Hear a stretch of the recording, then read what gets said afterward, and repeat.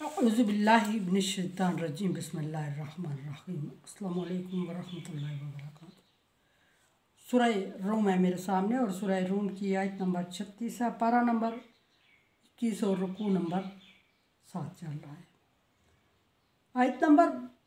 35 में अल्लाह तबारक व तआला ने मुनकरीन और मुश्रिकीन की बुरी आदत को जिक्र करते हुए फरमाया कि जब अल्लाह तबारक व तआला उन्हें अता करता है तो वो अल्लाह के साथ शरीक ठहराते हैं ताकि अल्लाह तबारक व तआला की नेमत की और अल्लाह की नाकदरी कर सकते। अल्लाह तबारक व तआला ने हुक्म दिया वार्निंग देते हुए कि फ़ायदा उठा लो और जल्दी अंजाम जान जाओगे।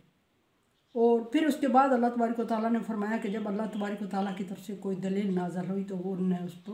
अपने माबूदों की तरफ मोड़ के बातें करना शुरू कर दी। यहाँ फरमाया कि आयत नंबर 36 में अल्लाह तबारक व तआला ने फरमाया कि इज़ा अज़क़ना नास रहमा फ़ारिहू बिहा, और इंसानियत को ख़िताब करते हुए फरमाया कि जब भी इंसानियत पर कोई रहमत अल्लाह तबारक व तआला की तरफ से नाज़िल हुई तो वो उस पर फ़ारिहू खुश हो गए, उस पर खुश तो होना चाहिए। अब अल्लाह तबारक व तआला ये क्या हुक्म दे रहे हैं कि नेमत के नज़ूल पे इंसान को सोग मनाना चाहिए, ऐसा नहीं है, ये भी नेमत की नाकदरी है। हमें आयत के समझने में मुग़ालता हो रहा है। फरमाया कि जब उनको अल्लाह तबारक व तआला की तरफ से कोई नेमत अता की जाती है तो वो उस पर इतराने लगते हैं। अब एक बात याद रहे कि खुश होने और इतराने में फ़र्क होता है। खुशी में आजिज़ी होती है और अल्लाह तबारक व तआला का शुक्र अदा किया जाता है और नाकदरी नहीं की जाती, और फिर उस नेमत में से अल्लाह की मखलूक पर अल्लाह के उसूलों के मुताबिक ख़र्च किया जाता है या अल्लाह की राह में ख़र्च किया जाता है,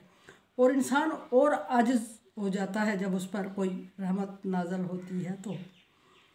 लेकिन यहाँ खुश होने फ़ारिहू से मुराद आएगी कि इतराने लगते हैं, गुरूर घमंड करने लगते हैं और वो ये समझने लगते हैं कि वो इस काबिल थे या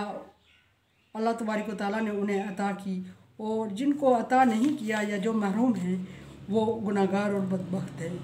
या फिर ये समझने लगते हैं कि उन्होंने अल्लाह तबारक व तआला की रहमत से नहीं बल्कि अपनी काबिलियत से हासिल किया है और वो काबिल हैं और दूसरे लोग नकम्मे हैं, सो अल्लाह तबारक व तआला की नेमत हासिल नहीं कर सके। ऐसा नहीं है। अल्लाह तबारक व तआला फरमा रहे हैं कि फ़ारिहू बिहा, वो उस पर इतराने लगते हैं। अब बात वाज़ेह हो चुकी कि अल्लाह तबारक व तआला की अता करदा नेमत की कदर कैसे की जाती है और शुक्र कैसे अदा किया जाता है। आजिज़ी इख्तियार की जाती है और अल्लाह तबारक व तआला की अता समझी जाती है, मुताअत रहा जाता है, और शुक्र अदा करने के लिए मुख्तलिफ़ तरीके अल्लाह तबारक व तआला ने बताए हैं। जैसे शुक्राने के नफल हो गए, ज़ुबान से सबसे कम दर्जा शुक्र का ज़ुबान से शुक्र अदा करना, और फिर एक शुक्र का दर्जा ये भी कि अल्लाह तबारक व तआला की मखलूक पर ख़र्च करना, और ये ऐसा रवैया इख्तियार करने का हुक्म है अल्लाह तबारक व तआला की तरफ से। फरमाया कि वइन तुसीबहुम सय्या, और फिर जब बिमा क़द्दमत ऐदीहिम, जब उन पर कोई मुश्किल आती है, और मुश्किल एक बात याद रहे कि अल्लाह रहमान है, रहीम है, करीम है, गफ़ूर है, वदूद है, शकूर है। अल्लाह तबारक व तआला अपने बंदों को मुश्किल में नहीं डालता। हाँ, अगर किसी पर वक्ती तौर पर कोई मुश्किल आ जाती है तो उसमें उसका बहुत बड़ा फ़ायदा भी उस मुश्किल में आजमाइश में पोशीदा होता है, या फिर दुनिया में उसके किसी गुनाहों को, किसी मुश्किल, किसी बुरे अमल जो उससे सरजद हो चुका है उसका अजाला करता है अल्लाह तबारक व तआला आजमाइश में डाल के इंसान को, या फिर अल्लाह तबारक व तआला उस बंदे को चाह रहा होता है और आखिरत में उसके दर्जात बुलंद करना चाह रहा होता है, इसलिए अल्लाह तबारक व तआला दुनिया में उसको थोड़ा बहुत मुश्किल में डाल देता है। और ये रवैया भी जब के जिस तरह पीछे आयत के शुरू में रहमत के नज़ूल पे इंसान को मुतदिल और अच्छा रवैया अपनाने का हुक्म दिया गया, इसी तरह आजमाइश में भी इंसान को एक मुताअत रवैया इख्तियार करना चाहिए और अल्लाह तबारक व तआला का पसंदीदा रवैया इख्तियार करना चाहिए। यहाँ अल्लाह तबारक व तआला ने फरमाया कि जब उनके अपने अमाल की वजह से, अच्छा मैंने अर्ज़ किया कि आजमाइश इंसान पर दो तरह से आती है, दो वजह से, तीसरी मैं अर्ज़ नहीं कर सकी। दो वजह मैंने ये बताई कि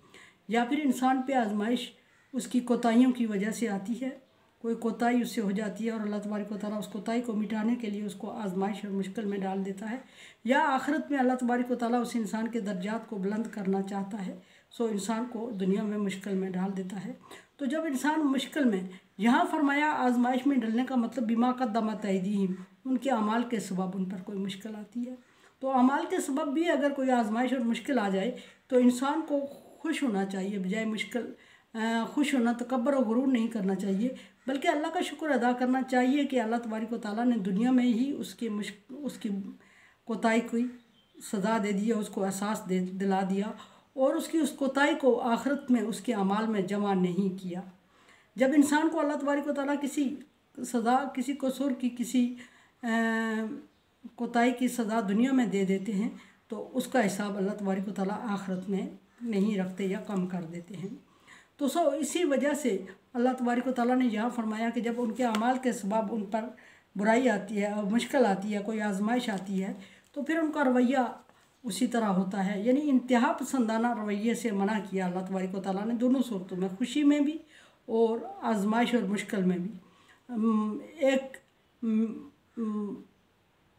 दरमियाना रवैया इख्तियार करने का हुक्म दिया, खुशी में आजिज़ी इख्तियार करना, नवाफिल अदा करना, अल्लाह के राह में ख़र्च करना, उस खुशी को अच्छे तरीके से शेयर करना, शुक्राना अदा करना और पटाखे और गोलियां छोड़ के नहीं, बल्कि अल्लाह की तरफ रुजू करके शुक्र अदा किया जाए। और इसी तरह जब बुराई में अल्लाह तबारक व तआला फरमा रहे हैं कि जब उसको किसी मुश्किल में डालता हूँ, इज़ा हम यक़नतून, तो फिर वो मायूस हो जाते हैं और मायूस होकर खामोशी इख्तियार नहीं करते, बल्कि गिले शिकवे करने शुरू कर देते हैं अल्लाह तबारक व तआला से और हद तक गुज़र जाते हैं गिले शिकवे करने में। और जब हद तक गुज़र जाते हैं तो अल्लाह तबारक व तआला उन पर जो आजमाइश देता है उसका उन्हें अजर नहीं देता, उसका अजर आहिस्ता आहिस्ता उनसे छीनने लगता है और उनको या फिर उस हालत में छोड़ देता है। और अगर छोड़ नहीं देता, अल्लाह रहमान है, उस हालत में न छोड़ दे, वक्त बदलता है। तिलकल अय्यामु नुदाविलुहा बैनन नास, अल्लाह फरमाते हैं कि दिनों को फेर फेर के इंसानों में लाता हूँ। और जब वो मुश्किल इंसान से ख़त्म हो जाती है तो फिर अल्लाह तबारक व तआला ने, जब वो सब्र करके शुक्र करके मुश्किल को गुजारते हैं, आजमाइश को गुजारते हैं, तो उनके लिए अल्लाह तबारक व तआला आखिरत में दर्जात और अजर रख देते हैं। लेकिन जब इंसान रो धो लेता है और हद से गुज़र जाता है और नापसंदीदा रवैया इख्तियार कर लेता है, तो उस सूरत में मुश्किल तो अल्लाह ताला टाल ही देता है, वक्त तो अच्छा हो या बुरा हो गुज़र ही जाता है, गुज़रने की चीज़ है। लेकिन जब उसने मुश्किल को मुश्किल समझ के आफ आगाह करके लोगों के सामने रोना धोना करके और गुजारा होगा, जायज़ नाजायज़ की तमीज़ भूल जाता है। आजमाइश का अगर सख्त दिन आ जाए, तंगी के दिन आ जाए रिज़्क़ में, तो उसमें मिसाल के तौर पे, तो उसमें वो अल्लाह तबारक व तआला के उसूलों को भूल के नाजायज़ में पड़ जाता है और कहता है कि मेरे हालात ऐसे हैं, सो मैं ऐसे ही करूँगा। तो मुश्किल वक्त अल्लाह तबारक व तआला उससे ज़रूर टाल देते हैं, क्योंकि वक्त अल्लाह का उसूल है, फितरत है कि वक्त एक जैसा नहीं रहता। लेकिन होगा ये कि उसने उस मुश्किल को बेसब्री से और अल्लाह के नापसंदीदा तरीके से वक्त गुजारा है, तो उसमें उसके लिए आखिरत में अजर नहीं रहेगा। और अगर दुनिया में भी मुश्किल काट ली, मजबूरी थी, आपके रोने धोने से, टकरे मारने से, आफुगा करने से वक्त जल्दी नहीं ख़त्म हुआ, वक्त ने अपना वक्त लिया,